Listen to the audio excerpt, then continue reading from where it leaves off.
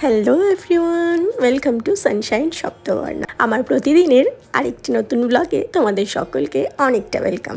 তো তোমরা সবাই কেমন আছো? আশা করি খুব ভালো আছো। তো তোমরা তো জানোই রেইনি কদিন ধরে খুব অসুস্থই ছিল, কিন্তু আজ যেহেতু ওদের স্কুলে ইন্টারন্যাশনাল ফিল্ম ফেস্টিভ্যাল ছিল, তো সে কারণে আমাকে আজকে ওকে স্কুলে নিয়ে আসতে হয়েছে। আর যেটা ছিল আদিত্য একাডেমির আরেকটা অন্য ব্রাঞ্চে, তো সেখানেই আমরা এসেছি। আর এটা ছিল হলো ডায়মন্ড প্লাজার একদমই উল্টো দিকে, তো সে কারণেই আমাদের একটু সুবিধেই হয়েছে। আর এখানে প্রোগ্রাম চলাকালীন ওদেরকে দেখো, ওরা হচ্ছে রেইনির ফ্রেন্ডস, তো ওদের সঙ্গেও রেইনি কিন্তু খুব আনন্দই করেছে।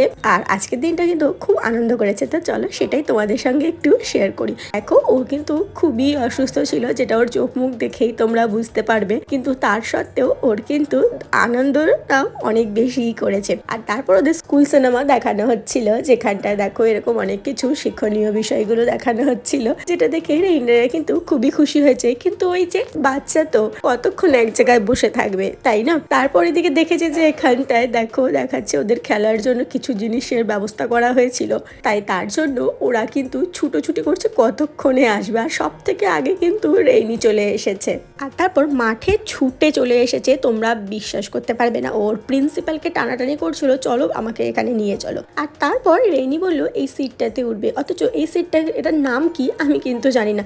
আর যিনি এটার দেখাশোনা করছিলেন তিনিও নামটা বলতে পারলেন না। আর সঙ্গে সঙ্গে ও ছুটে এসেছে এখানটায়। যাই হোক, তো এখানে এসে ও হাত মিলালো, আগে দৌড়িয়ে এসেছে ছুটে। তারপরে তো শুরু করেছে, এত বড় মাঠ পেয়েছে আর কই যায়। ওরে বাবা, যা দৌড় দিয়েছে ওর পেছনে ছুটতে ছুটতে আমাদের অবস্থা শেষ। আমি রিককে বলছি তুমি একদিকে থাকো, আমি আরেকদিকে থাকি বলে ছোট। আর তারপরে শুরু হলো এই দেখো দুষ্টুমি।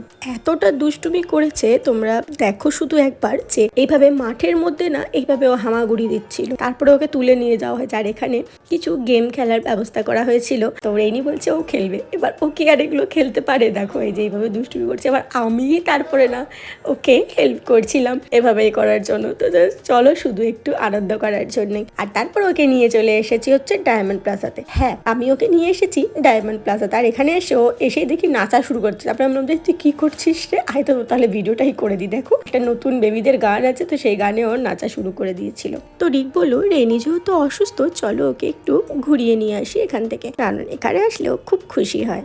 কদিন থেকেও বা ঘরের থেকে বেরোচ্ছে না বা কিছু, তো সে কারণে মেয়ে একটু মনটা ভালো করার জন্য ওর যেটা ভালোবাসে ওকে সেটা তাহলে একটু করতে নিয়ে চলো। ঠিক আছে চলো, এবার বাবা বলেছে তো নিয়ে যেতেই হবে। তারপর ওকে নিয়ে সোজা চলে এসেছি ডায়মন্ড প্লাজাতে। আর এখানে এসে ও যা আনন্দ হয়, কারণ এখানে ও যেতে পারে হলো গেম জোন। হ্যাঁ, এখানটায় আছে গেম জোন, যেটা কিন্তু বাচ্চাদের খেলার প্রচুর জিনিস আছে, যেটা বাচ্চারা খুব খুব খুব আনন্দ করে।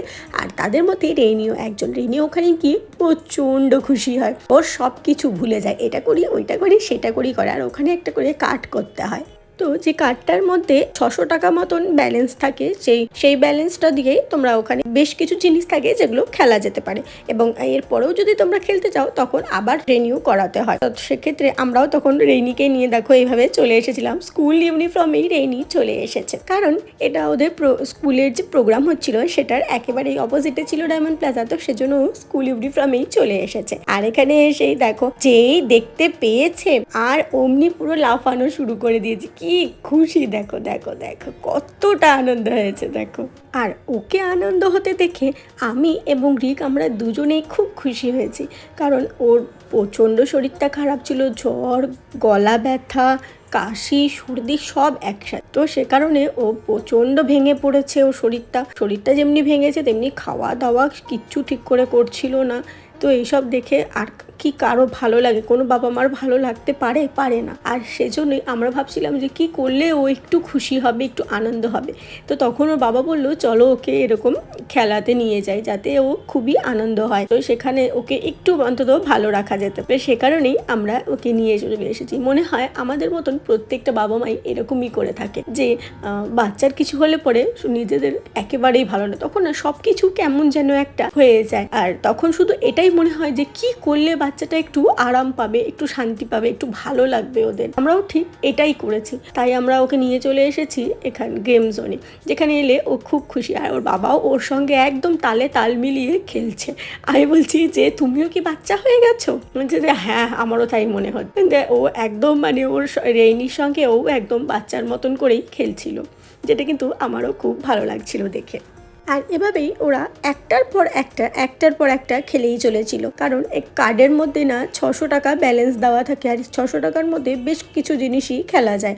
আর তারপর রেইনি প্রথমে না এই গাড়িটাতে উঠে দেয়, যে স্টার্ট হয়েছে তখনই না গাড়িটা পুরো নড়া শুরু করে দিয়েছিল। আর যেমনি নড়েছে আর রেইনি খুব ভয় পেয়ে গেছিলো।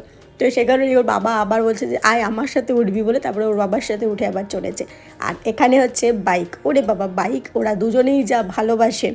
মেয়েকে নিয়ে বাবাও উঠে পড়েছে বাইকে, আর দুজনে মিলে বাইক চালাচ্ছে। দেখো মানে কি যে ওদের আনন্দ, কি যে ভালো লেগেছে ওদের। আর আমার ওদের দুজনকে ভালো থাকতে দেখে আমার যে ভালোটা লেগেছে, সত্যি এর থেকে বেশি মনে হয় আর শান্তি কিছুতেই হয় না। আর এখানে আমি দেখতে পেয়েছি এই পুতুলগুলো, আমার যে এই টেডিগুলো এত ভালো লাগে না, যেখানে এত বড় হয়ে গেছি আমার তবুও মানে পুতুল দেখলেই কেমন যেন একটা নেই নেই ভাব হয়ে যায়। আর এভাবেই একটু আনন্দের মাঝখানে আজকের দিনটা আমি কাটিয়েছি।